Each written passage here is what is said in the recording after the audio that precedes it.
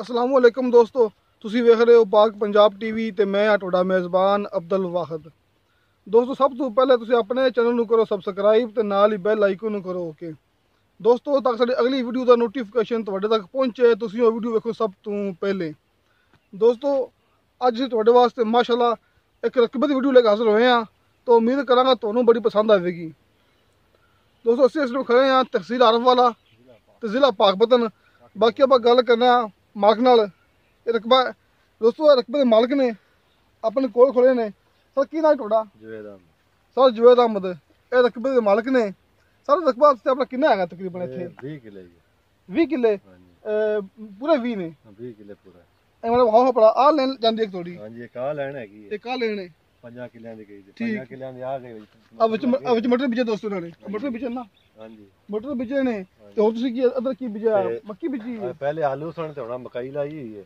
ਅੱਛਾ। ਤੇ ਪੱਕਾ ਖਾਲਾ ਆਪਣਾ ਨਹਿਰੀ ਪਾਣੀ 12 ਮਹੀਨੇ ਵਿੱਚ ਟਰਪੈਨ ਲੱਗੀ ਹੋਈ ਹੈ। ਟਰਪੈਨ ਕਿੱਥੇ ਲੱਗੀ ਆਪਣੀ? ਟਰਪੈਨ ਆ ਨਾਲ ਸਾਹਮਣੇ ਲਿਖਿਆ ਜੀ। ਤੁਸੀਂ ਸਾਹਮਣੇ ਦੱਸਿਆ ਪਰ ਤੁਹਾਨੂੰ ਟਰਾਫੋਨ ਲੱਗਿਆ ਹੋਇਆ ਹੈ ਦੋਸਤੋ। ਸਾਹਮਣੇ ਖਲਾ ਟਰਾਫੋਨ ਲੱਗਿਆ ਹੈ, ਇੱਥੇ ਸਾਡੇ ਟਰਪੈਨ ਲੱਗੀ ਹੈ।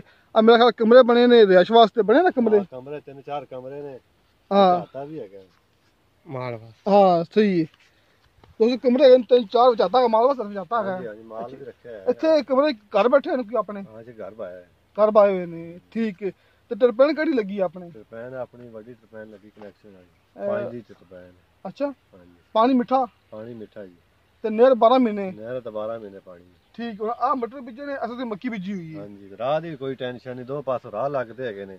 ਅੱਛਾ। ਤੇ ਆਪਣੇ ਮੇਨ ਰੋਡ ਤੋਂ ਹੈਗੀ ਜੀ 1 ਕਿਲੋਮੀਟਰ ਤੇ ਜਿਹੜਾ ਪਾਕਪਤਨ ਰੋਡ। ਜਿਹੜਾ ਪਾਕਪਤਨ ਰੋਡ ਹੈ ਹਾਂਜੀ, ਆਰਫੋਨ ਜਿਹੜਾ ਪਾਕਪਤਨ ਜਾ ਰਿਹਾ ਹੈ। ਹਾਂਜੀ, ਹਾਂਜੀ। ਠੀਕ, 1 ਕਿਲੋਮੀਟਰ ਦੂਰ ਹੈਗੀ। 1 ਕਿਲੋਮੀਟਰ ਹੈ ਮੇਨ ਰੋਡ। ਤੇ ਕਿਹੜਾ ਪਿੰਡ ਲੱਗਦਾ ਆਪਾਂ ਨੂੰ, ਕਿਹੜੀ ਜਗ੍ਹਾ ਤੇ? ਇਹ ਚੱਕ ਜੀਵਨ ਸ਼ਾਹ ਦਾ ਰਕਬਾ ਹੈ ਜੀ। ਚੱਕ ਜੀਵਨ ਸ਼ਾਹ ਰਕਬਾ ਹੈ? ਜੀਵਨ ਸ਼ਾਹ, ਠੀਕ ਹੋ ਗਿਆ ਸਰ। ਠੀਕ। ਤੇ ਬਾਕੀ ਰਜਿਸਟਰ ਇੰਤਕਾਲ ਕਿੰਨੇ ਬੰਦੇ ਵੀ ਕਿੰਨੇ ਬੰਦੇ ਨਾਲ ਜ਼ਮੀਨ ਹੈਗੀ ਆਪਣੀ? ਇਹ 2 ਭਾਈਆਂ ਦੇ ਨਾਂ ਹੈ ਜੀ। 2 ਭਾਈ ਨਾਲ ਜ਼ਮੀਨ ਹੈਗੀ ਹੈ? ਹਾਂਜੀ। 22 ਕਿੱਲੇ ਜ਼ਮੀਨ ਪੂਰੀ ਹੈਗੀ ਹੈ? 20 ਕਿੱਲੇ। 20 ਕਿੱਲੇ? ਹਾਂਜੀ। ਤੇ 2 ਭਾਈ ਨਾਲ ਜ਼ਮੀਨ ਹੈ? 2 ਭਾਈਆਂ ਦੇ ਨਾਂ। ਠੀਕ ਹੈ। ਇੱਕ ਆ ਲੈਣ ਹੋ ਗਈ ਮੱਕੀ ਵਾਲੀ? ਹਾਂਜੀ, ਇੱਕ ਟਮਾਟਰਾਂ ਵਾਲੀ ਹੋ ਗਈ। ਇੱਕ ਟਮਾਟਰ ਹੋ ਗਈ, 2 ਲੈਣ ਮੁਕੰਮਲ ਨੇ? ਇੱਕ ਅਗਲੇ ਅੱਗੇ ਗਈ। ਅੱਛਾ, ਇੱਕ 3 ਅੱਗੇ। ਲੈਣਾ ਇਹ ਹੋ ਗਿਆ ਬਕਾਇਆ ਆ ਸਾਹਮਣੇ ਹੀ। ਠੀਕ ਹੈ, ਠੀਕ ਹਾਂਜੀ, ਹੈ, 20 ਕਿੱਲੇ ਪੂਰਾ ਰਕਬਾ ਹੈ ਜੀ। ਠੀਕ ਹੋ ਗਿਆ। ਇੱਥੇ ਰਾਹ ਦੀ ਤੇ ਉੱਪਰ ਪਾਣੀ ਦੀ ਕੋਈ ਟੈਨਸ਼ਨ ਨਹੀਂ ਹੈਗੀ। ਪੱਕਾ ਖਾਲਾ ਹੈਗਾ, 12 ਮਹੀਨੇ ਪਾਣੀ ਵਿੱਚ ਟਰਪੈਨ ਲੱਗੀ। ਰਾਹ 2 ਪਾਸੋਂ ਲੱਗਦਾ, ਇਧਰੋਂ ਪੱਕੀ ਲੱਗਦੀ, ਉਸ ਸਾਈਡ ਤੋਂ ਪੱਕੀ ਲੱਗਦੀ। ਵੀ ਡੋਲ ਪੱਕੀ ਲੱਗਦੀ ਹੈ? ਡਬਲ ਪੱਕੀ ਲੱਗਦੀ। ਠੀਕ ਹੈ। ਵਿੱਚ ਰਾਹ ਆਉਂਦਾ ਰਕਬੇ ਦੇ। ਅੱਛਾ, ਹੁਣ ਤੁਸੀਂ ਦੱਸੋ ਕਿ ਇਹਦੀ ਡਿਮਾਂਡ ਕਿੰਨੀ ਕਰਦੇ ਜੀ? ਇਹਦੀ ਡਿਮਾਂਡ ਜਾਇਜ਼ ਹੀ ਐਡੀ ਜ਼ਿਆਦਾ ਕੋਈ ਨਹੀਂ।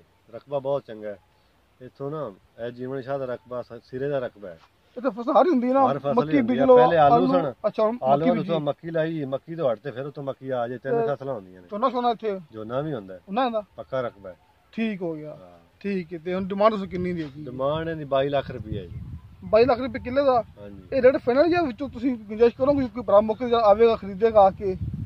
ਕਰ ਲਾ ਥੋੜਾ ਬਹੁਤਾ ਕੋਈ ਫਰਕ ਹੋਇਆ ਤਾਂ। ਠੀਕ ਹੋ ਗਿਆ। ਐਡਾ ਜ਼ਿਆਦਾ ਮਤਲਬ ਕਿ ਰਜਿਸਟਰੀ ਇੰਤਕਾਲ ਮਿਲੇਗੀ ਨਾ? ਮਿਲੇ ਤਾਂ ਹਰਸ਼ੀ ਮਿਲੇ। ਠੀਕ ਹੈ।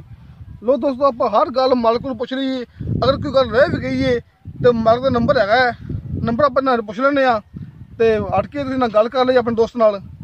ਨੰਬਰ 0300 ਪੂਰਾ 47720005 0300 ਪੂਰਾ 47720005 ਦੋਸਤੋ, ਇਹ ਨੰਬਰ ਹੈ ਮਾਲਕ ਦਾ।